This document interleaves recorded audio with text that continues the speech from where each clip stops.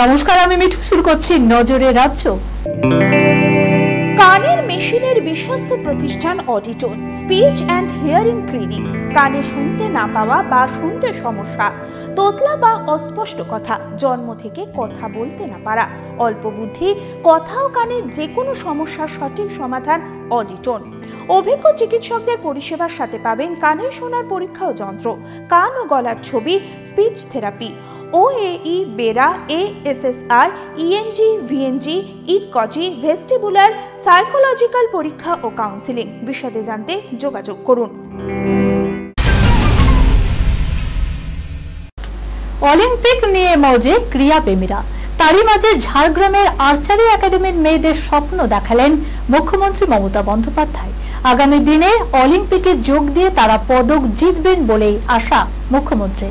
বিশ্ব আদিবাসী দিবসের অনুষ্ঠানে শুক্রবার ঝাড়গ্রামে যান মমতা বন্দ্যোপাধ্যায়। সেখানে জনসভায় দাঁড়িয়ে তিনি বলেন, আমি বিশ্বাস করি ঝাড়গ্রামের আর্চারি একাডেমি থেকে একদিন আমাদের মেয়েরা অলিম্পিকে যাবে এবং তারা অলিম্পিক জয় করবে। দক্ষিণবঙ্গে দুর্যোগের আশঙ্কা। ভারী বৃষ্টিতে ভিজতে পারে কমপক্ষে 9টি জেলা। গাঙ্গেয় পশ্চিমবঙ্গে মঙ্গলবার পর্যন্ত ভারী বৃষ্টির সম্ভাবনা রয়েছে বলেই জানানো হয়েছিল। রবিবারের পর থেকে কমবে বৃষ্টির পরিমাণ। হালকা থেকে মাঝারি বৃষ্টির সম্ভাবনা রয়েছে কলকাতায়। তবে তাপমাত্রা তেমন হেরফের হওয়ার সম্ভাবনা নেই। বাতাসে জলীয় বাষ্প বেশি থাকায় আর্দ্রতাজনিত অস্বস্তি বজায় থাকবে। আগামী 15ই আগস্ট মুক্তি পাবে রাজ চক্রবর্তীর নতুন ছবি বাবলি।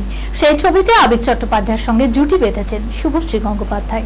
বাবলির কাহিনী আর সিনেমায় তেমন কিছু বদল হয়নি বলে এমনকি সংলাপও একই রয়েছে।